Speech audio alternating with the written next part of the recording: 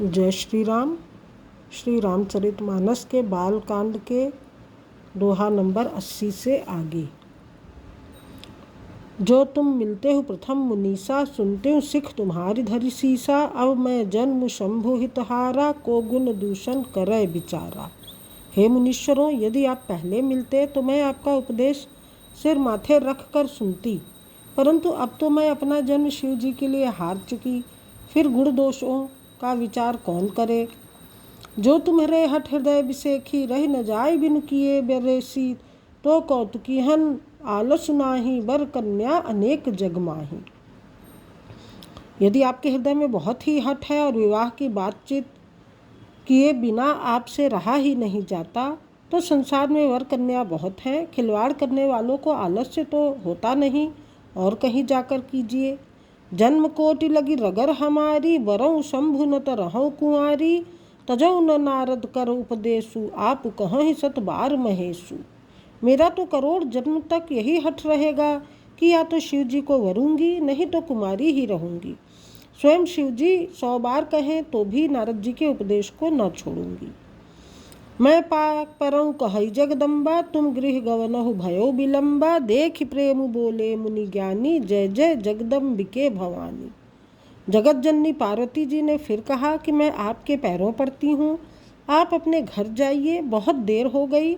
शिव जी में पार्वती जी का ऐसा प्रेम देखकर ज्ञानी मुनि बोले, हे जगत जननी, हे भवानी, आपकी जय हो जय हो। दोहा।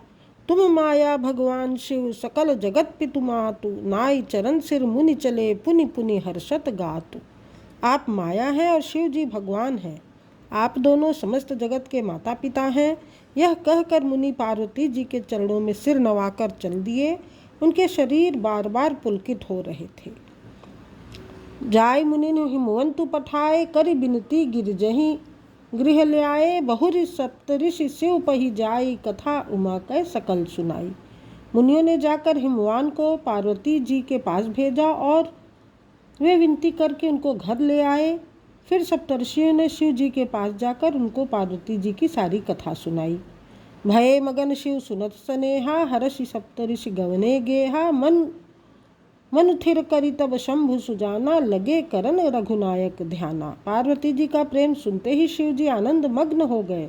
सप्तर्षि प्रसन्न होकर अपने घर ब्रह्मलोक को चले गए। तब सुजान शिव जी मन को स्थिर करके श्री रघुनाथ जी का ध्यान करने लगे। तारक असुर भयउ तेहि काला, भुज प्रताप बल तेज विशाला। तेहि सब लोक लोकपति जीते, भये देव सुख संपत्ति रीते। उसी समय तारक नाम का असुर हुआ, जिसकी भुजाओं का बल, प्रताप और तेज बहुत बड़ा था। उसने सब लोक और लोकपालों को जीत लिया था। सब देवता सुख और संपत्ति से रहित हो गए थे। अजर अमर सो जीति न जाई, हारे सुर करी विविध लड़ाई। तब बिरंच सन जाय पुकारे, देखे विधि सब देव दुखारे। वह अजर अमर था, इसलिए किसी से जीता नहीं जाता था। देवता उसके साथ बहुत तरह की लड़ाइयाँ लड़कर हार गए। तब उन्होंने ब्रह्मा जी के पास जाकर पुकार मचाई। ब्रह्मा जी ने सब देवताओं को दुखी देखा। दोहा। सब सन कहा बुझाई विधि, दनुज निधन तब होय। शंभु शुक्र संभूत सुत, एहि जीतई रन सोई। ब्रह्मा जी ने सबको समझाकर कहा, इस दैत्य की मृत्यु तब होगी जब शिव जी के वीर से पुत्र उत्पन्न हो। इसको युद्ध में वही जीतेगा। मोर कहा सुनि करहु उपाई, होई है ईश्वर करिहि सहाई। सती जो तजी दक्ष मख देहा, जन्मी जाय हिमाचल गेहा। मेरी बात सुनकर उपाय करो, ईश्वर सहायता करेंगे और काम हो जाएगा। सती जी ने जो दक्ष के यज्ञ में देह का त्याग किया था, उन्होंने अब हिमाचल के घर में जाकर जन्म लिया है। तेहि तप कीन्ह शंभुपति लागी, शिव समाधि बैठे सब त्यागी। यद्यपि अहै असमंजस भारी, तदपि बात एक सुनहु हमारी। उन्होंने शिव जी को पति बनाने के लिए तप किया है। उधर शिव जी सब छोड़ छाड़ कर समाधि लगा बैठे हैं। यद्यपि है तो बड़े असमंजस की बात, तथापि मेरी एक बात सुनो। पठवहु काम जाई शिव पाही, करे क्षोभ शंकर मन माही। तब हम जाई शिवहि सिर नाई, करवाऊ विवाह बरियाई। तुम जाकर कामदेव को शिव जी के पास भेजो, वह शिव जी के मन में क्षोभ उत्पन्न करे, उनकी समाधि भंग करे, तब हम जाकर शिव जी के चरणों में सिर रख देंगे और जबरदस्ती उन्हें राजी करके विवाह करा देंगे। ए विधि भले ही देव हित होई, मत अति नीक कहऊ सब कोई, अस्तुति सुरन कीन्हि अति हेतु, प्रगटेउ विषम बान झस केतु। इस प्रकार से भले ही देवताओं का हित हो और तो कोई उपाय नहीं है। सबने कहा यह सम्मति बहुत अच्छी है। फिर देवताओं ने बड़े प्रेम से स्तुति की। तब विषम 5 बाण धारण करने वाला और मछली के चिन्ह युक्त ध्वजा वाला कामदेव प्रकट हुआ। दोहा। सुरन कही निज विपत सब, सुनि मन कीन विचार, शंभु विरोध न कुशल मोहि, बह्यस कहऊ असमार। देवताओं ने कामदेव से अपनी सारी विपत्ति कही। सुनकर कामदेव ने अपने मन में विचार किया और हंसकर देवताओं से यूँ कहा कि शिव जी के साथ विरोध करने में मेरी कुशल नहीं है। तदपि करब मैं काज तुम्हारा, श्रुति कह परम धर्म उपकारा, परहित लागी तजई जो देही, संतत संत प्रशंसा ही तेहि। तथापि मैं तुम्हारा काम तो करूँगा, क्योंकि वेद दूसरे के उपकार को परम धर्म कहते हैं। जो दूसरे के हित के लिए अपना शरीर त्याग देता है, संत सदा उसकी बड़ाई करते हैं। अस कही चले सबही सिरुनाई, सुमन धनुष्कर सहित सहाई, चलत मार अस हृदय विचारा, शिव विरोध ध्रुव मरनु हमारा। यूँ कहा और सबको सिर नवाकर कामदेव अपने पुष्प के धनुष को हाथ में लेकर वसंत आदि सहायकों के साथ चला। चलते समय कामदेव ने हृदय में विचार किया कि शिव जी के साथ विरोध करने से मेरा मरण निश्चित है। तब आपन प्रभाव विस्तारा, निज बस कीन सकल संसारा, कोप्यो जबहि बारिचर केतु, छन महु मिटे सकल श्रुति सेतु।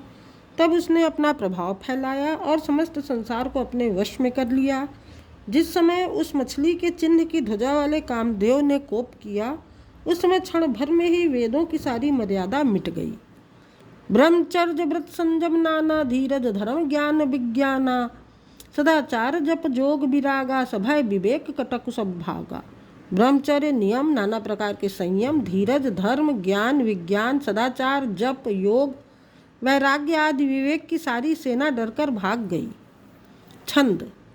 भाग्यव विवेक सहाय सहित सो, सुभट संजुक महि मुरे, सदग्रंथ पर्वत कंदरन महु जाई, तेहि अवसर दुरे। होनिहार का करतार को रखवार, जग खर भरु परा, दुई माथ के ही रतिनाथ, जेहि कहु कोपि कर धनु सरुधरा। विवेक अपने सहायकों सहित भाग गया। उसके योद्धा रणभूमि से पीठ दिखा गए।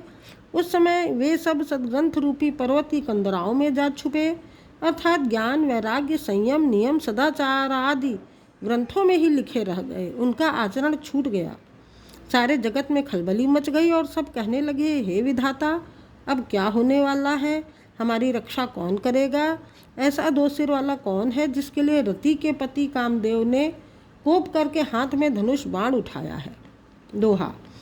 जे सजीव जग अचर चर, नारी पुरुष असनाम, ते निज निज मर जाद तजी, भय सकल बस काम।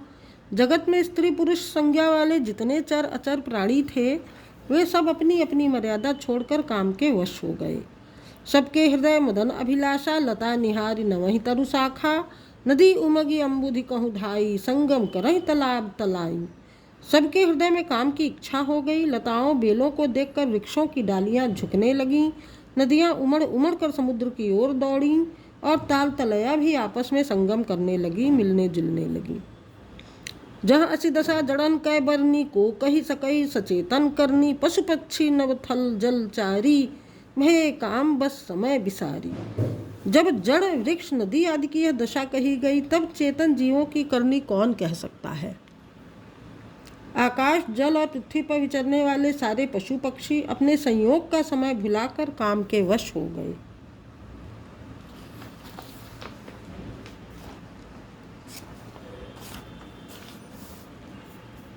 मदन अंध व्याकुल सब लोका, निश दिन नहीं अवलोक ही कोका, देव दनुज नर किन्नर ब्याला, प्रेत पिशाच भूत बेताला। सब लोग कामांध होकर व्याकुल हो गए। चकवा चकवी रात दिन नहीं देखते। देव दैत्य मनुष्य किन्नर सर्प प्रेत पिशाच भूत बेताल, इनका दशा न कहो बखानी, सदा काम के चेरे जानी, सिद्ध विरक्त महामुनि जोगी, ते पि काम बस भय वियोगी। ये तो सदा ही काम के गुलाम हैं, यह समझकर मैंने इनकी दशा का वर्णन नहीं किया। सिद्ध विरक्त महामुनि और महान योगी भी काम के वश होकर योग रहित या स्त्री के विरही हो गए। छंद। भय काम बस जोगीस तापस पाव रंज की को कहे, देखहि चराचर नारीमय जे ब्रह्ममय देखत रहे। अबला बिलो कहीं पुरुषमय जग पुरुष सब अबलामयम, दुई दंड भरी ब्रह्मांड भीतर काम कृत कौतुक अयम। जब योगीश्वर और तपस्वी भी काम के वश हो गए, तब पामर मनुष्यों की कौन कहे। जो समस्त चराचर जगत को ब्रह्ममय देखते थे, वे अब उसे स्त्रीमय देखने लगे। स्त्रियां सारे संसार को पुरुषमय देखने लगी और पुरुष उसे स्त्रीमय देखने लगे। 2 घड़ी तक सारे ब्रह्मांड के अंदर कामदेव का रचा हुआ यह कौतुक तमाशा रहा। सोरठा। धरी न काहू धीर सबके मन मन सिज हरे, जे राखे रघुवीर ते उबरे ते ही काल मोह।